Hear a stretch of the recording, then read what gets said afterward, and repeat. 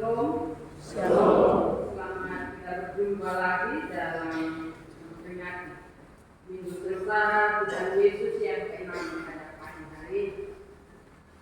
Bapak Mama, tema yang akan menuntun kita untuk memahami firman pagi hari ini, yaitu pulihkanlah kami dari perasaan sendirian dan sepi dalam pergumulan. Bapak Ibu, saudara-saudara yang saya kasihi dalam Tuhan kita Yesus Kristus,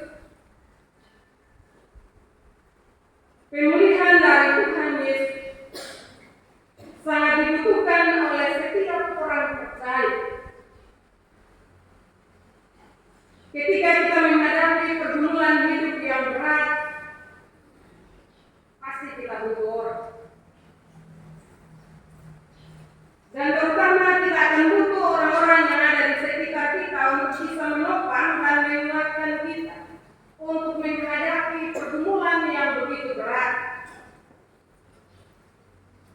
Tapi Bapak Mama, bagaimana ketika orang-orang yang ada di sekitar kita tidak peduli? Apa yang kita rasakan? Pasti kita marah, kita kecewa, dan juga sakit hati. Ketika perasaan-perasaan itu ada dalam kehidupan kita, Bapak Mama, kadang kita mencari banyak jalan. Ada yang mungkin tidur-tidur saja, tetapi ada juga yang makan banyak. Ada juga yang lari kepada kesenangan dunia ini, dan ada juga yang mau bunuh diri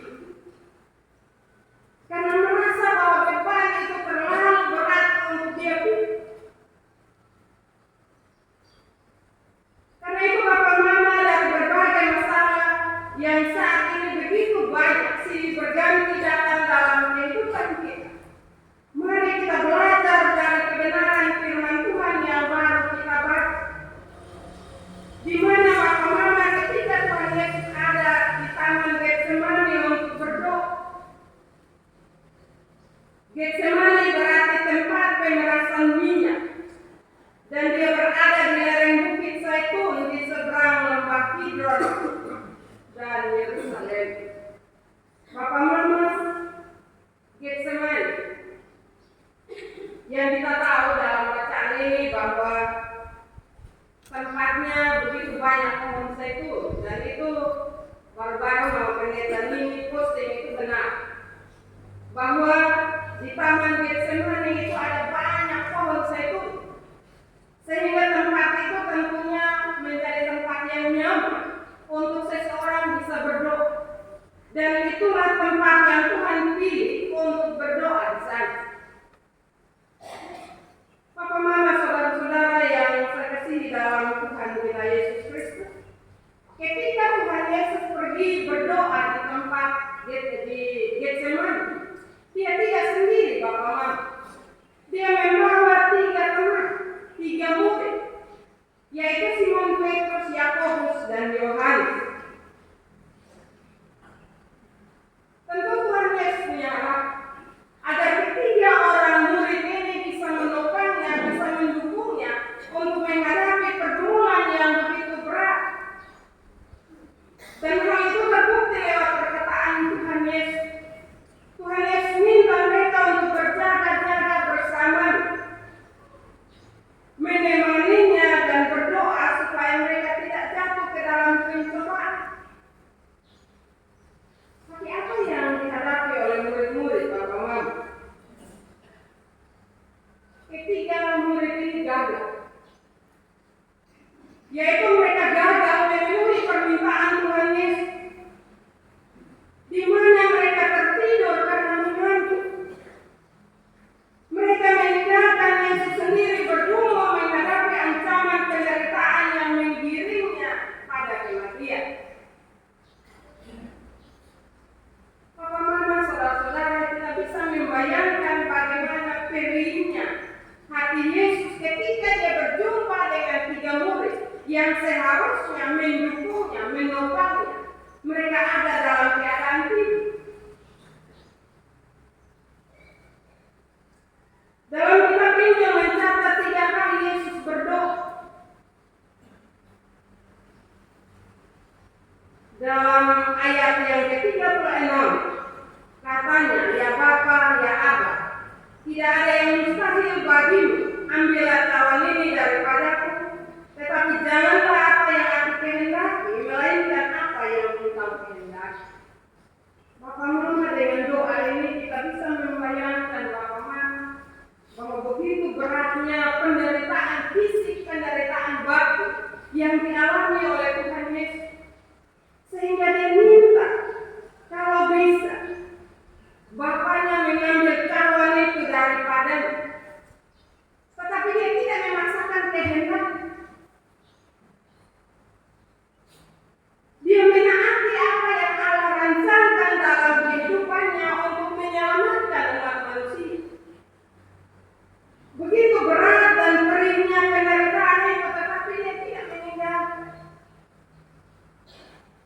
Bagaimana dengan kehidupan kita, Bapak Mama?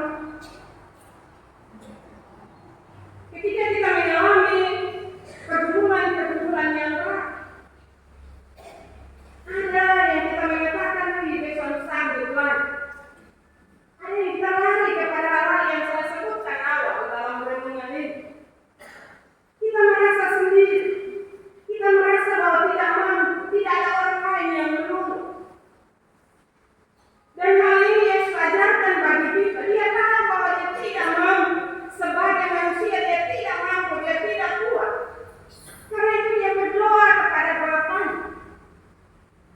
Kalau bisa melewatkan pergumulan yang berat itu dari hidup, tetapi jangan jadi menurut keinginannya, tetapi biar kehendak Allah yang berlaku. Tuhan Yesus menjalani penderitaan yang begitu berat. Karena itu Bapak Mama, dalam menjalani hidup ini, pasti kita menjalani pergumulan yang berat. Kita tidak akan lewat dari pergumulan. Karena itu jangan juga kita bangga, kita ini aman, tidak. Sebagai umat keduniaan, ketika kita masih hidup di dunia ini, pergumulan yang berat pasti kita akan hadapi. Tetapi bersyukur. Kenapa saya bilang bersyukur? Karena Yesus telah melewati itu. Dia minta kepada Bapaknya untuk menopangnya, menguatkan, dan itu Allah buat dalam kehidupan penderitaan Yesus di taman Getsemani. Itu menjadi penghiburan bagi kita sebagai umat kepunyaan. Seberat apapun persoalan yang kita hadapi, Yesus menghadapi itu dengan takut yang begitu besar, dan kami menggambarkan bahwa dia takut dan gentar. Sampai keringat yang menetes itu adalah keringat darah. Dan itu menurut ilmu kesehatan bahwa itu pembuluh darah pecah. Apa mana saudara-saudara yang saya kasih dalam Tuhan? Sekali lagi itu menandakan bahwa pergumulan yang begitu berat, takut yang begitu besar, pasti Bapak Mama akan bertanya, kenapa dia anak Allah dia harus takut? Karena dia mau ambil alih kesalahan kita, sehingga dia siap menanggung penderitaan yang begitu berat. Karena itu mari kita sebagai pengikut-pengikutnya sadar akan hal itu. Yesus mau mengambil alih penderitaan kita supaya kita diselamatkan. Karena itu Bapak Mama, jangan kita menganggap remeh penderitaan Kristus. Jangan kita seperti orang-orang Farisi dan orang-orang Yahudi untuk kita lihat bahwa Yesus menderita olok kami. Seharusnya kita menghargai, kita bersyukur karena Yesus menderita dan mengisi akan kehidupan ini dengan melakukan hal-hal yang memuliakan nama Allah. Bapak Mama, saudara-saudara yang saya kasih dalam Tuhan, ketika Tuhan Yesus berdoa dan dia kembali lagi, dia mendapati murid-murid tertidur. Tuhan Yesus tidak marah. Dia juga tidak putus asa menghadapi murid-murid, dan juga dia tidak kecewa.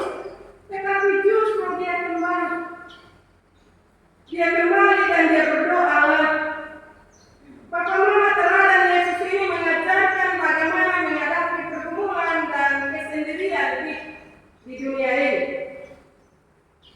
Dalam hidup kita, ketika kita merasa bahwa tidak ada orang-orang yang menolong kita, maka yang harus kita lakukan adalah dekatkan diri kepada Tuhan dalam doa yang sungguh-sungguh.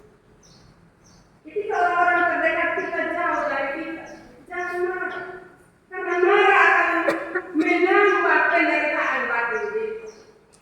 Karena itu bertelut, belajar dari teladan Yesus.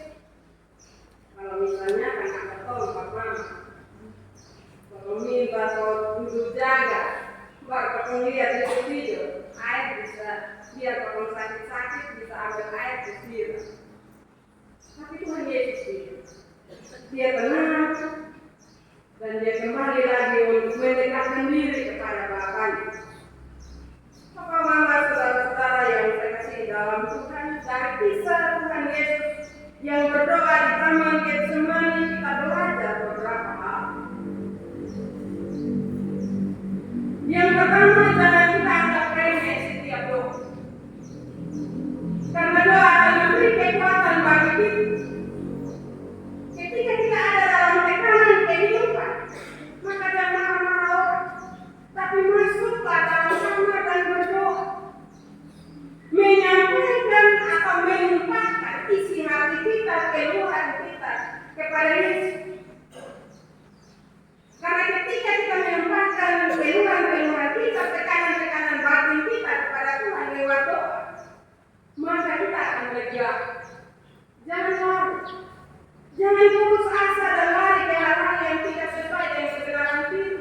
Karena semua itu adalah menjanjikan hal yang semu, hal yang sementara.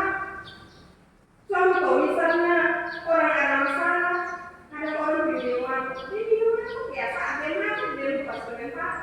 Tapi setelah dia simpan kembali, dia sadar dari mabuk, masalah akan tambah banyak dan juga masalah-masalah yang lain.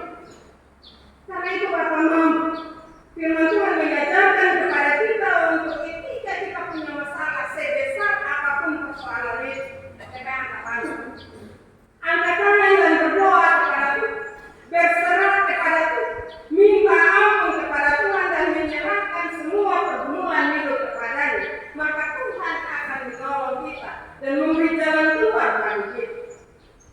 Karena itu Bapak Mama,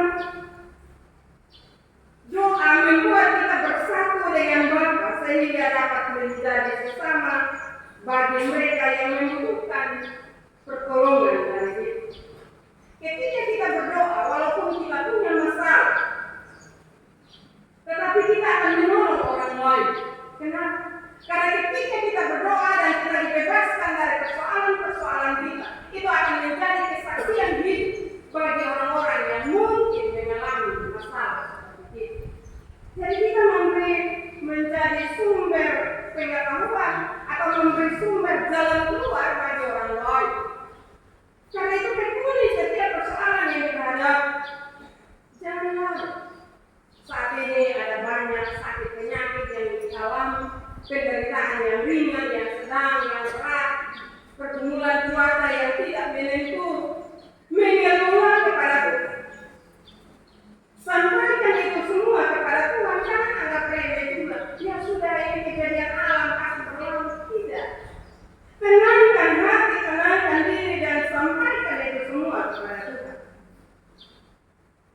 Hal yang kedua, dalam berdoa jangan memaksakan kehendak kita kepada Bapa, tapi biarlah kehendak Bapa yang terjadi atas pergumulan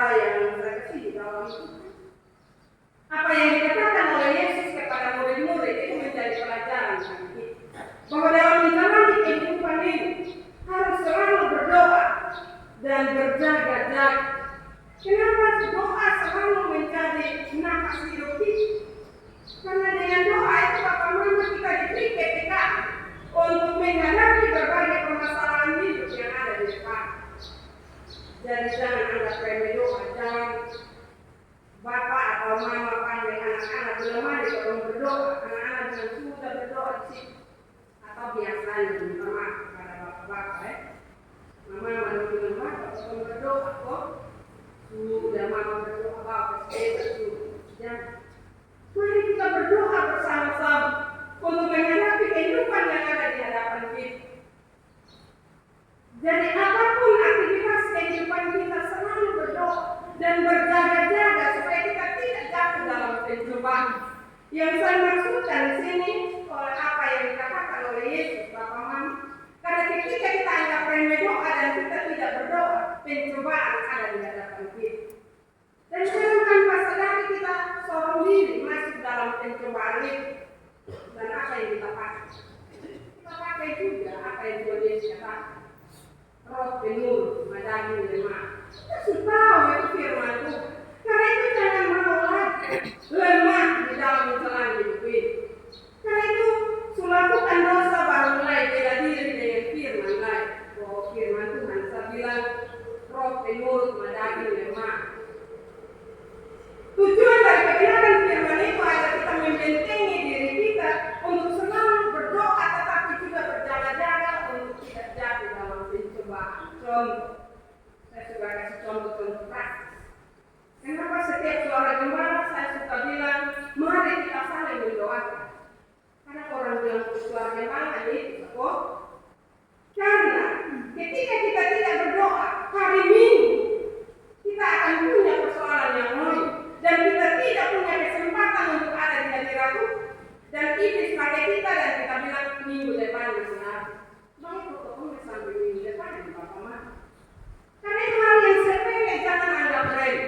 Tapi berdoa terus. Setiap kepala keluarga, setiap ibu atau mama dalam rumah pulang dan selalu tiap hari berdoa Tuhan Yesus.